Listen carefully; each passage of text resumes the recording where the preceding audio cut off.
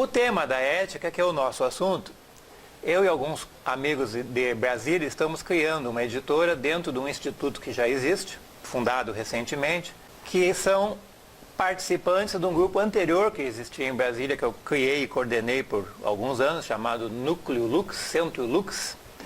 Só que depois eu fui morar em Brasília, fui morar no interior de São Paulo, não São Paulo, no interior de São Paulo. Foi criado em Brasília um instituto chamado Instituto Garba, Garba em sânscrito, semente. Semente de ideias, semente de trabalho, sementes para o futuro. E dentro desse instituto, que já existe, tem sede, tem templo, tem construção, tem uma série de coisas, então foi gerada a editora Garba Lux, juntando a ideia, o trabalho anterior com o trabalho novo.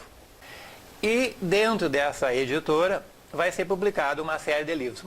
Mas como eu vim aqui, então houve uma corrida de última hora e o primeiro volume foi enviado, que é justamente um livro meu sobre o mistério da ética. Depois virá um sobre a filosofia Vedanta e o terceiro sobre a gnose de João, o discípulo de Jesus, o texto apócrifo e outros estudos sobre o João. Eu vim morar em Porto Alegre em 76, em função da universidade, vim estudar filosofia em Porto Alegre, e pela filosofia acabei chegando no tema da ética e me tornei professor de ética em Brasília por muitos anos, em duas universidades e duas faculdades, na verdade. Então trabalhei com o assunto em termos universitários, mas aqui no livro eu fiz uma junção de filosofia no sentido mais tradicional, mas também a ética dentro de um contexto espiritual, dentro de um contexto de senda espiritual, de preparação interna. Então, os dois enfoques ao mesmo tempo. E, especialmente, o que eu tentei fazer foi investigar um pouco mais essa palavra tão usada e tão mal entendida, e tão necessária na prática. Cada dia mais necessária uma atitude ética, uma postura ética no planeta, na humanidade, no Brasil, em qualquer lugar.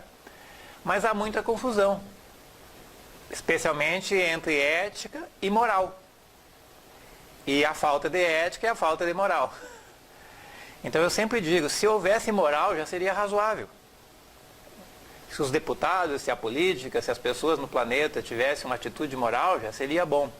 Uma atitude ética real é um pouco mais avançada, é mais complexa, é mais profunda, que é o que eu vou comentar um pouco. Então, em função do interesse no assunto e de ser também um professor de filosofia de ética, onde eu trabalhei com essa disciplina inúmeras vezes, muitos anos, então eu fui estudando, fazendo pesquisa, e esse livro é um apanhado, é uma síntese, tentando, num certo sentido, esclarecer um pouco o tema. O personagem que está na imagem é um personagem grego chamado Heráclito, que eu vou usar agora na sequência, vocês vão entender o porquê eu estou entre as colunas gregas colocando então esse filósofo que é contemporâneo a Pitágoras, 500 e pouco até 480, 470 AC. Então ele está atuando assim 520, 510, 500, no período do pensamento grego, é um chamado filósofo pré-socrático, isto é, anterior ao Sócrates, o famoso Sócrates da Grécia e de Atenas. Mas a ética diz respeito a todas as tradições, seja qual for, e diz respeito a todas as pessoas, num certo sentido. Então foi uma decisão da editora começar com um tema mais abrangente e depois os livros vão ser mais focados. Aí já está a capa do livrinho. É o nosso primeiro livrinho. E aí ele tem 3 ideias. A ética no sentido geral, essa ideia do mistério, eu vou mostrar na sequência, é uma ideia que eu tinha lido e gostei muito.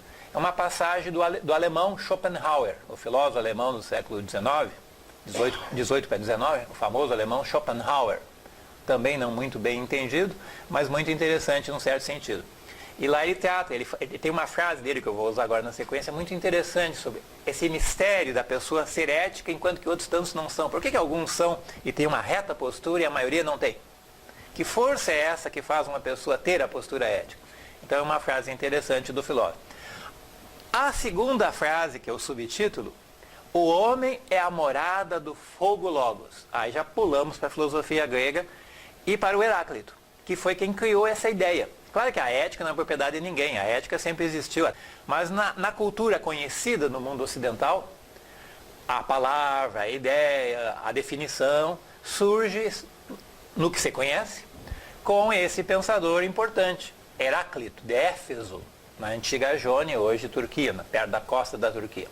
Então Heráclito, num pequeno aforismo com 3 palavras, ele deu uma definição muito importante, que é essa aqui traduzida. O homem é a morada do fogo Logos. Na sequência eu já comento um pouquinho sobre isso. Esta presença do Logos é o que possibilita a ética nessa visão que eu estou apresentando aqui. É uma visão minha, eu não copiei de autor nenhum. Claro que eu me baseei na frase do Heráclito, ele só tem a frase, ele não comentou mais nada. Era um aforismo sintético. E chamaram ele de obscuro. Na verdade ele não é obscuro, as pessoas é que não entendiam o que ele disse com poucas palavras. Ele usava frases curtas. Então ele definiu em 3 palavras o que ele entendia por ética. O homem é a morada do Logos. E se o Logos está em nós, nós podemos ser éticos.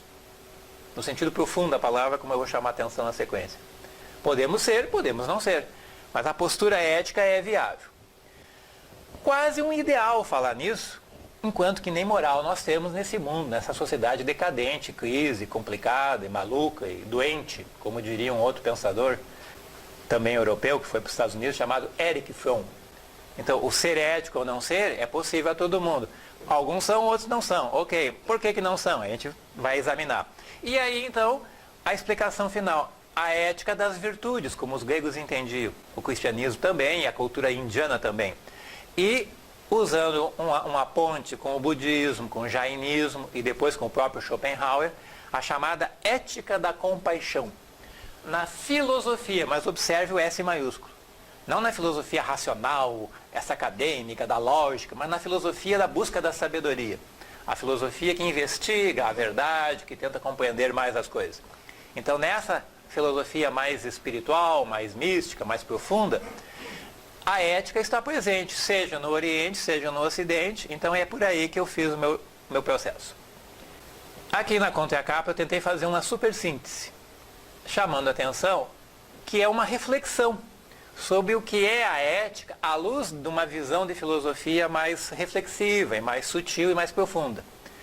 E começando por uma coisa simples, que parece que até não tem tanta importância, mas para a gente poder entender a ética, a gente também tem que entender o que é a moral e o que é uma, o que é a outra, e a confusão que é feita. Todo mundo fala desses assuntos e ninguém entende nada. Eu fui na origem, o que ela é, o que ela significa, e depois a gente aplica ou não, cada um a seu critério. As origens da ética é um tema central, que tem esse começo, então, entre os gregos, com o famoso Heráclito, famoso na filosofia, então, não para a maioria das pessoas, mas na filosofia ele é bem conhecido. No fragmento ethos, anthropos, daimon. Então é preciso ocorrer essa abertura, esse despertar, esse processo para a espiritualidade, para a mística, e ao mesmo tempo para a ética. Então veja que eu estou numa abordagem bem diferente do que se considera ética hoje em dia. Não é uma coisa social, não é uma coisa de cobrar dos outros, é uma coisa de vivenciar. E ao mesmo tempo, além do Heráclito, eu usei um outro filósofo, que é também muito mal explicado em qualquer livro de filosofia, chamado Demócrito, que trabalhou com a mesma ideia, que vai ser interessante na sequência. E ao mesmo tempo, um pouco na Grécia e na Índia. A gente busca conexão entre as tradições, entre o Oriente, entre o Ocidente, entre as religiões, entre as filosofias, é um propósito. E no Instituto Garba a mesma coisa, tem esse propósito na mente, da gente fazer a aproximação entre as tradições. Então eu abordei o começo grego, depois eu vou na Índia, vou no Oriente jainista, budista, hinduísta, para ver como que lá era entendida a ética das virtudes, ilustro um capítulo inteiro sobre a ética do budismo. No Ocidente eu trabalho então também com a ética do estoicismo, a filosofia grega derivada do Platão e do Heráclito. A partir do Heráclito e do Platão surgiu o estoicismo. E aí é uma filosofia muito interessante, e eu faço essa junção. E tudo desembocando no Schopenhauer, que é esse senhor que está ali, que disse umas coisas que na época não foram lá muito bem entendidas. Ele vivia em Berlim, na Alemanha, no tempo do Hegel, no tempo daquela filosofia do iluminismo alemão, do racionalismo. E o Schopenhauer conheceu um livro chamado Dhammapada e simpatizou com o budismo. Depois ele começou a ler outros textos chamados Upanishads, famosos tratados da filosofia indiana, e gostou muito. E afirmou que quem entendesse o que era o Atman, entenderia a filosofia dele. Ninguém entendeu a filosofia dele, porque ninguém entende o que é o Atman, naquele ambiente alemão formal, universitário. Ele escreveu coisas interessantes. E ele, budisticamente, foi tratar do sofrimento humano, por que o ser humano sofre, por que a sociedade é tão conturbada, por que os homens geram tanto sofrimento para os outros seres humanos, as causas do sofrimento, o egoísmo humano, as dores do mundo e dos homens. Ele foi trabalhando nessas áreas e de quando em quando então, ele fazia relação também com os Upanishads. E nesse processo é que ele se deu conta que a ética não era a moral. Os tradutores para o português, para o espanhol, às vezes estão escrevendo o que ele traduziu e usam a palavra moral. Só que no alemão isso é meio difícil. No grego nós temos duas letras, o ethos, o nosso e. Em grego tem o eta e tem o epsilon. Parece a mesma letra, mas troca o sentido da palavra. O Schopenhauer está pensando na ética e não exatamente na moral. Então o livro, como sempre, tem uma apresentação inicial, tem um prefácio, uma introdução, o contexto, o porquê dele e tal. E aí eu começo então fazendo uma revisão do surgimento da ética, filosoficamente falando, na cultura grega, na filosofia grega da antiguidade. Pitágoras, que é simultâneo a ele, também tratou, mas o Pitágoras não usou uma palavra específica. O Pitágoras falou das virtudes éticas. Só que o Heráclito, nessa frase de 3 palavras, ele deu o carimbo, ele botou o selo do assunto. É importante buscar o significado do ethos. Foi o que eu fiz. Por ter eu fiz mestrado relacionando Schopenhauer com a filosofia da ética budista e a ética em Schopenhauer, aqui na PUC. Mas depois, trabalhando em Brasília, em várias faculdades, eu tinha que preparar minhas aulas, tinha que pensar um pouco mais, tinha que estudar um pouco mais, e aí eu fiz um trabalho de pesquisa numa das universidades sobre o tema da ética. Então é aí que eu me dediquei mais a entender o Heráclito, entender o Demócrito, entender Pitágoras, entender os estoicos, essa base ocidental do assunto. E cada vez mais que eu lidava, ficou claro para mim essa confusão que existe. Começou a surgir muitos livros nas livrarias sobre a ética, com todas as abordagens possíveis. Mas nem sempre claros, muitas vezes confusos, sem esclarecer o leitor ficando meio perdido, geralmente, o que é, o que não é, o que deve ser a ética. Então é preciso entender a ética e a moral, aí a investigação sobre o que seria a ética a partir do Heráclito. Um complemento necessário é Demócrito. Demócrito é pouco conhecido, bem menos que o Heráclito, porque ele não é muito bem apresentado nas obras normais que o estudante da graduação tem. Mas em obras melhores, mais avançadas, você pode encontrar mais informação. A compaixão é esse fato admirável, mas ao mesmo tempo misterioso, pelo qual vemos desaparecer a linha de demarcação que aos olhos da razão separa totalmente um ser do outro, porque na vida normal nós somos muito separados uns dos outros. Mas há um mistério que corta essa separação, que elimina o muro. É o mistério da ética. Este processo é digno de espanto e até misterioso quando acontece o parar, o diminuir ou desaparecer a separação. Ele é o processo, na verdade, o grande mistério da ética. O grande mistério da ética é um segredo. Porque eu cansei de ver livros e autores confundindo com moralismo, confundindo ética com moral e fazendo uma confusão. Então, meu esforço aqui foi do meu jeito, do jeito que me foi possível, refletir sobre tudo isso e insinuar alguns caminhos, mas dando como mensagem número 1 isso.